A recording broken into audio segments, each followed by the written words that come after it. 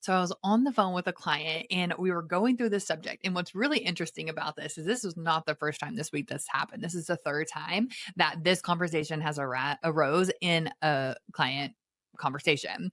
And so that means if it's arising in their world, it's arising in yours as well. So that's why we're talking about it today. That's why we're getting so into this nitty gritty. So what it was this awareness of how no matter how much somebody validates us, then we always reject it. So I'm going to give you like a scenario where you're talking to your spouse and there's something wrong with your spouse and your spouse says, "You're not the problem. It's not about you. You didn't do anything." But your brain says, "No, I'm going to keep this going. I definitely have to be the problem.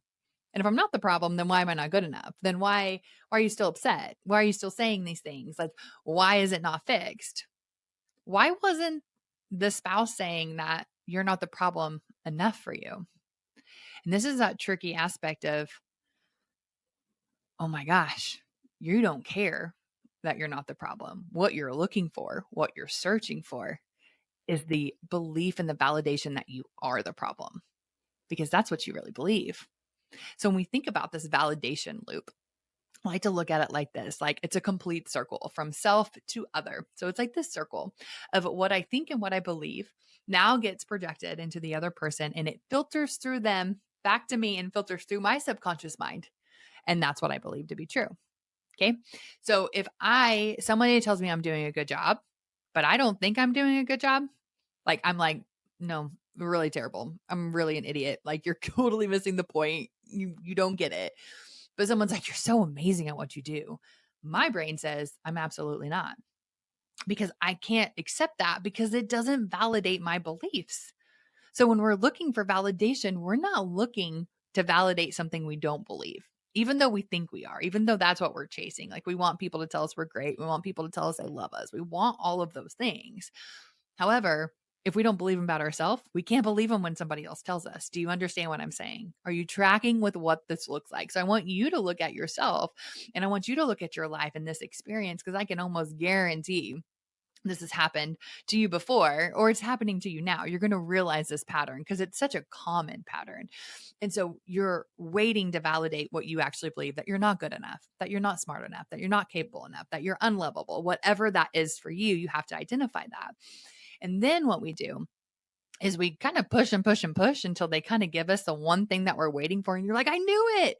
I knew you were mad at me. I knew it." And so then we validate what we believe.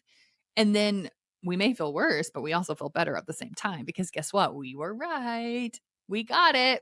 They're mad at us because we wouldn't be quiet about it, because we wouldn't stop until we created that in our external environment. It's really powerful. So now some of you are like, "No, that's not true. That's not it, Kayla. That's not what this is about. I don't do that." Okay, maybe you don't, but I can almost guarantee you do. So I want you to really evaluate that pattern because it's so real and it's so raw and it's generated from so many different spaces within us, and the way that we have to do that and the way that we validate it. Because a lot of people are going to say, "No, I want to be loved. Like I have words of affirmation are my, that's my love language." Right? Raise a hand. Who has a love language that you think is your love language? Mine personally was words of affirmation. So I sought it all the time. I wanted people to tell me I was good enough. I wanted people to tell me that they love me. I wanted all of those things. I needed it. I craved it. But guess what? No matter how many times I heard it, it never meant anything. I needed more and more and more and more. Not because I needed more from anyone else, but because I needed more from myself, because I needed to believe that it was true for it to actually have been validated. So I needed to validate my beliefs in my external environment. So no matter how many atta girls I got, "Great job, you're amazing, I can't believe you do what you do." No amount of that really mattered because I doubted myself. That's what we're talking about here. We're talking about how we create beliefs within us and validate that in our external environment. And we do it every single time. And we do it over and over and over because we see our world through our own lived experience. It filters through our subconscious mind in a way that is saying this is true or this is false. And it's all based off of the stories and the beliefs that you created about yourself. So when someone tells you that you're loved, but you carry a belief that you're not lovable, you cannot fully receive it. It's rejected. It's ran through the subconscious mind as if it is a lie because you don't believe it. So you're going to find all of these micro beliefs. You're going to find the inconsistencies in the way that you show up and what you think and what you believe. And you're going to find all of like somebody's tone. Somebody's tone is going to confirm the narrative in your mind that they're mad at you or they're not good or you're not good enough for them or that they don't like you. Because it's going to confirm your narrative. You're going to search for it. It's going to go through your internal filter of not being good enough, lovable, insert whatever your life is. So, like, why is this true? Why is your filter built, right? I talk about conditioning a lot. I talk a lot about why you are the way that you are. And it's based off of your conditioned and your lived experience, your perspective of the world. So, someone raised in a household where love equaled having to prove yourself, they will likely only feel validated when they're overgiving and not when they're simply being. Like when you had to prove and show your love, do you really think you're just going to be able to simply be yourself and accept love? No, you were conditioned to give and give and give and give and give to be able to receive. So we have to understand this concept of what your filter is, of what you've created about your life. And so you're not waiting for that validation. You're waiting for a very specific kind of validation to prove that your worst fears about yourself are right. That is pretty much it. Like it's almost as simple as that. Like we don't get much more in depth than like, oh my God, I'm waiting for every thought I've ever had to come true in my reality because that's what you're looking for. So there's so many different ways that this shows up.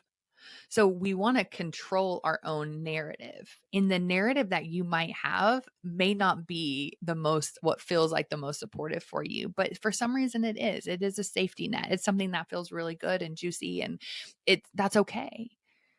It's validating and confirming a paradigm that you have about yourself. I can't stress that enough. So if you're the problem, at least I have something to fix. I can control that. I can control that narrative. I knew they didn't like me. I knew I wasn't good enough. I knew I wasn't that.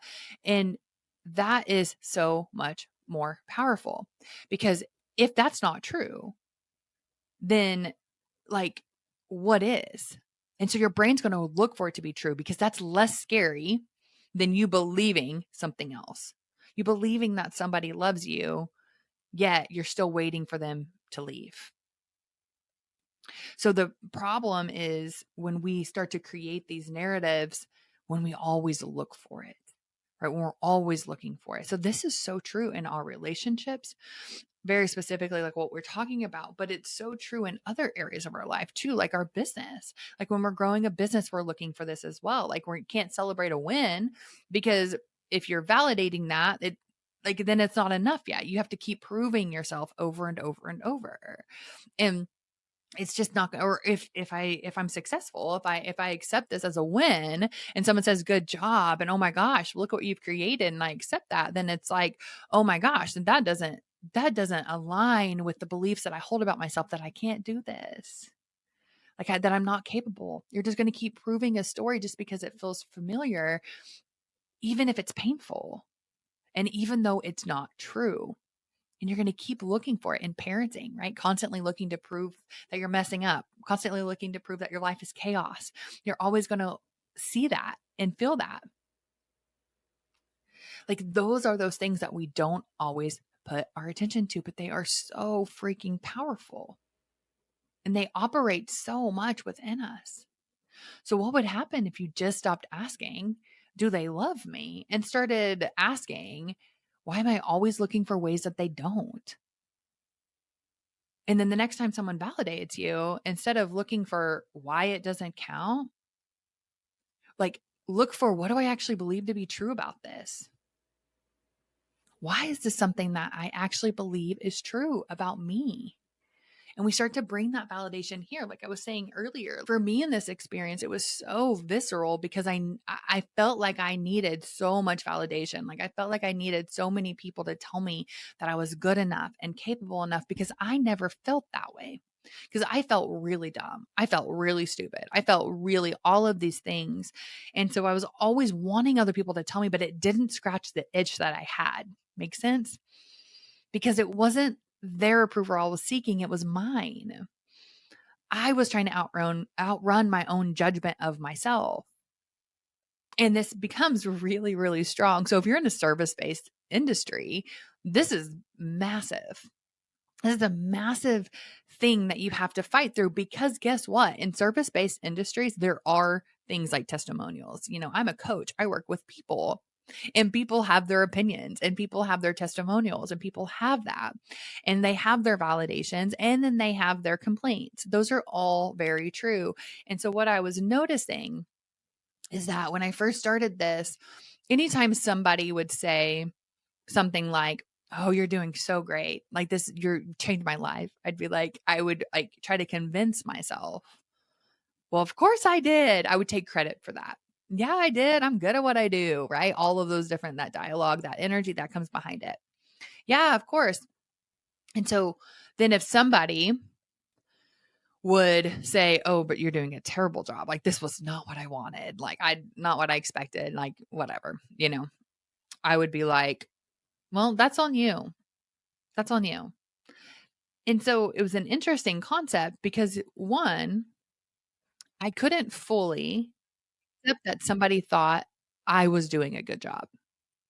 Even though I tried to convince myself that I did, that I thought, "Oh, yes, I'm good. Yes, I'm good. I'm the best at what I do." And then the first time someone says no, I'm like, there it is. I knew I wasn't good at this. Oh my gosh. Even though I tried to say it was their responsibility, deep down in my subconscious mind that then became my conscious mind, I thought, mm-mm, this finally proves that I'm not good enough. This finally proves that I've been right the entire time. So one negative testimonial will outweigh all of the other positive testimonials in my mind. And this right here is a very tricky slope when you are always waiting for validation from the external world. Like I said, in this type of industry, you get validation from the external world, but what you have to learn to do is not accept any of it. So anytime you get like a positive testimonial or somebody, not you don't have to be in business, right? But this is what we're using as reference. So anytime that someone says something positive about you, when it filters through your mind, you say, do I believe this or do I not? And that's your opportunity to dig deeper, because if you don't believe it, you can say, why not? Why do I think I didn't do a good job? Why do I think that they shouldn't be saying, yes, you're the best?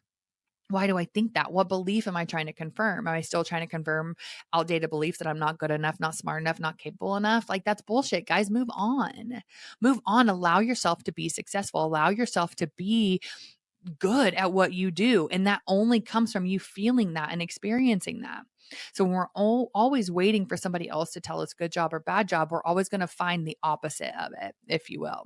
Like if we want someone to tell us, okay, good job, well, we're going to find all the reasons why we did a bad job, or the other side around.